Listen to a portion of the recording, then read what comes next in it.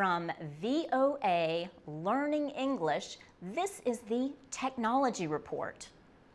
On May 20th, a tornado brought death and destruction to the American community of Moore, Oklahoma.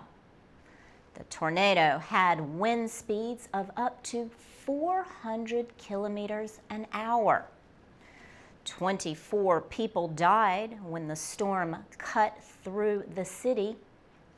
People had only 15 minutes to react to warnings.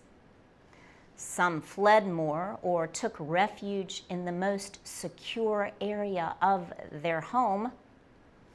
The lucky ones took cover in underground shelters or steel and concrete structures called safe rooms. Leslie Chapman Henderson is head of a nonprofit group called the Federal Alliance for Safe Homes. She is a big supporter of tornado-safe rooms. She says they can help reduce the number of tornado deaths. A safe room is built to resist high winds and flying wreckage. Sky Strohall survived the tornado in Moore. He watched as it moved in his direction. He and a friend ran to a neighbor's underground shelter only minutes before the storm struck. Better methods for predicting storms give people like Sky Strohall and his friend more time.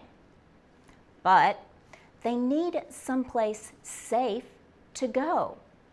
Structures can be built to resist strong winds, but not all structures may be able to resist a tornado as strong as the one that hit Moore. It was rated F5, the highest possible rating.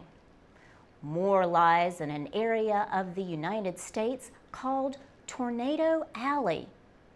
Powerful storm systems are common. The tornado in May was the fourth to strike the city in 14 years.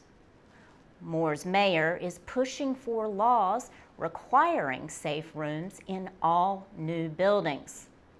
Similar proposals followed other tornado strikes, but no laws were passed.